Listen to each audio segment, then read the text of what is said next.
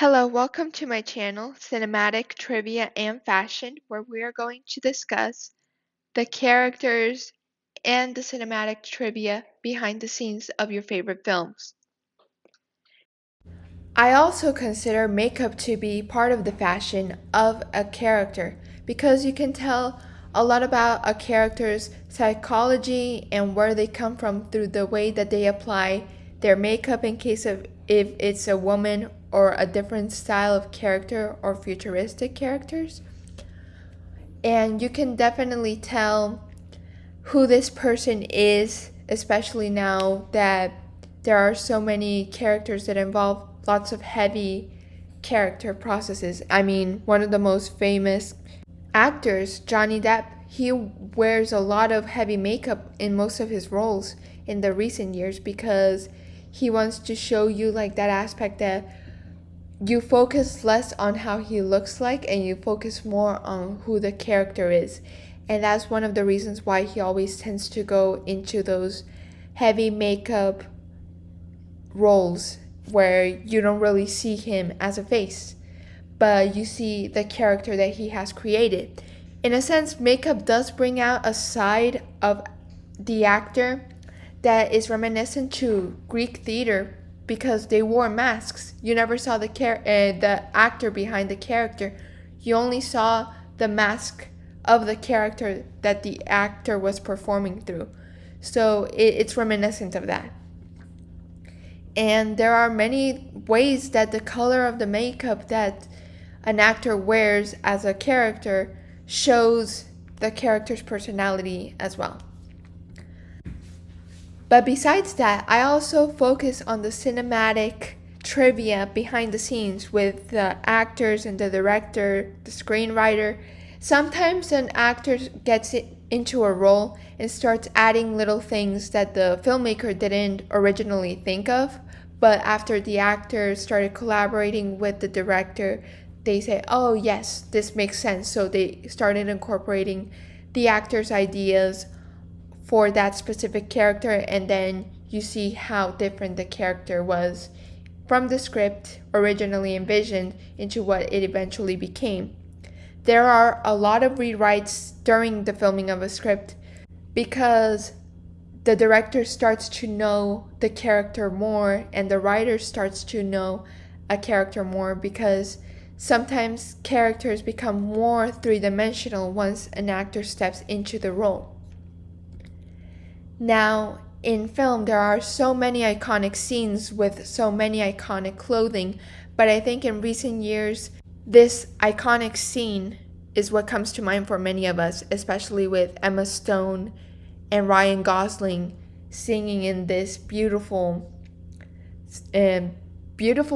film that kind of celebrates the industry that is filmmaking and the dreams and goals of all of us in the entertainment industry.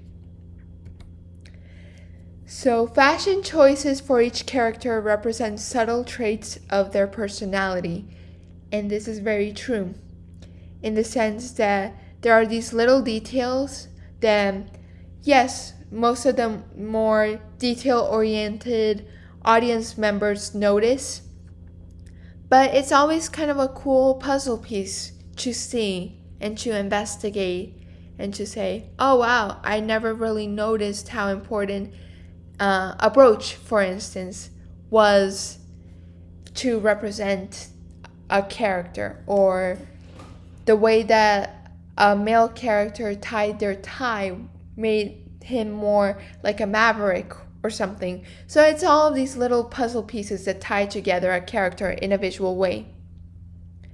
And it's also a good way for people who have like disabilities who can't actually, for instance, people who are deaf, they can't hear the dialogue or the way the dialogue is being said. They have to rely completely on the visual side of things, like the captions and how characters look and everything. And then it's a cool puzzle piece for them to build up the character by the way that they look, by the way that they dress, the way that they stand, the way that they interact with other people, as well as having captions and subtitles to help them. Now, this is the design sketch for the film Vertigo. And on the left, you can see that there's the sketch, and on the right, you can see that it's the same dress, but now it was manufactured. One of my favorite C-dramas, and for those of you who don't know what a C-drama is, it's a Chinese drama. In this case, this is a historical Chinese drama that is based in the Chinese Republic era. I think it was based around the year 1911. And you can tell by the clothing style that it's not quite 1920s, but it's close to that. And you can tell a lot about the characters by this photo alone. For instance, you can tell that the woman on the left, she is someone who takes her physical appearance very seriously. The male on the left is, this actor's name is Shu Kai. He's a very talented Chinese actor.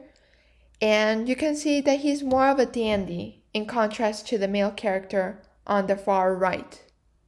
And in the middle, in the middle of the right is a woman who's pretending to be a man to join the army.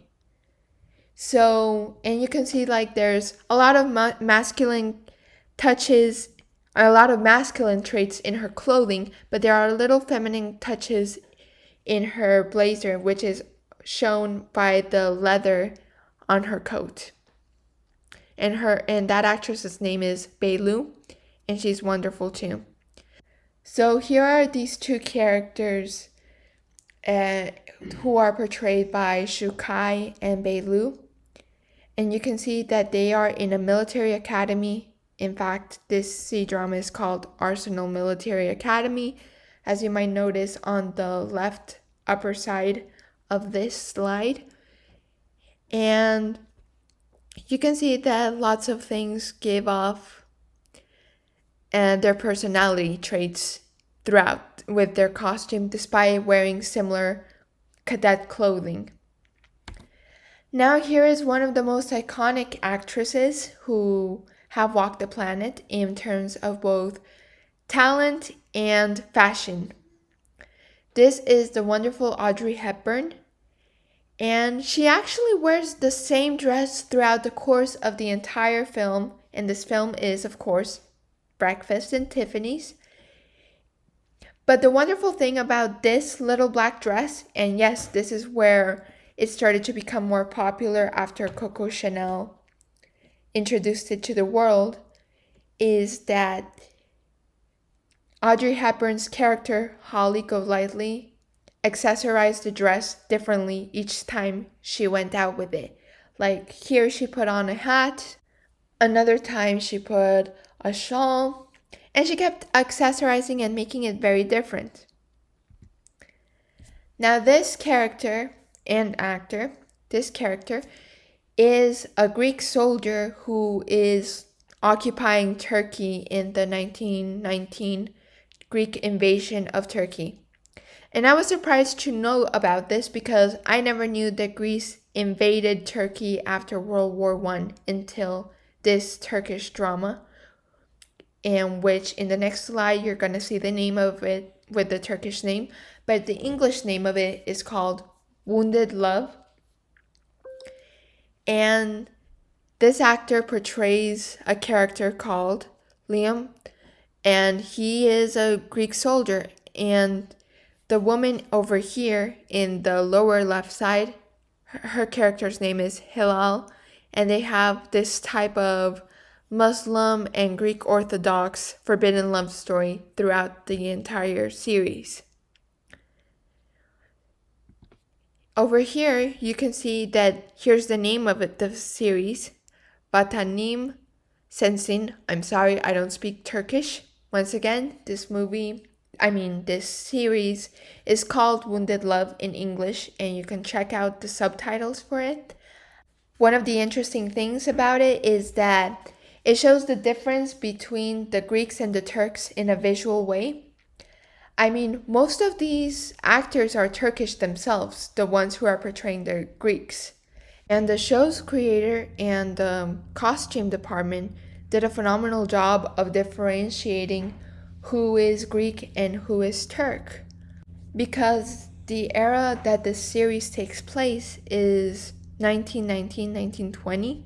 This is way before women in this part of the world had the emancipation in a sense of having the right to vote. In fact, at this place in time, there wasn't any right to vote because Greece was a monarchy and Turkey was still recovering from having lost in World War I and was no longer part of the Ottoman Empire because the Ottoman Empire had crumbled 2 years before or something like that. So it's great to see this in terms of the historical event. And also, it's great to see this series in general, to see that there aren't that many differences between people who lived 100 years before us to how people live today and act today. So this is my channel, and I would really like if you would follow me on Instagram or TikTok and subscribe to my YouTube channel, because I would like to deliver more content like this to you and to be more specific to each series or film that I show.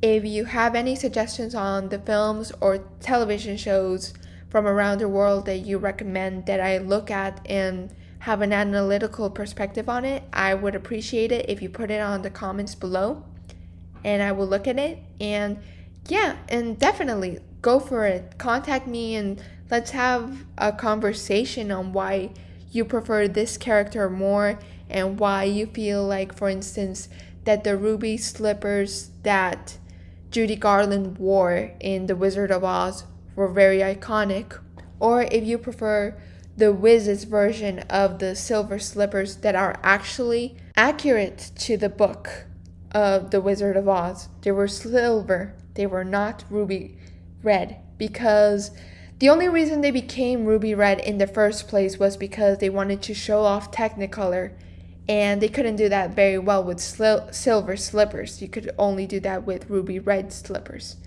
So yeah, so definitely I would like to keep up this conversation. And yeah, if you have any suggestions, like I said before, place them in the comments below and follow me on my Instagram, which is cinematic trivia and fashion. Cinematic underscore trivia underscore and underscore fashion. And TikTok, which is at cinematic trivia underscore fashion. So thank you.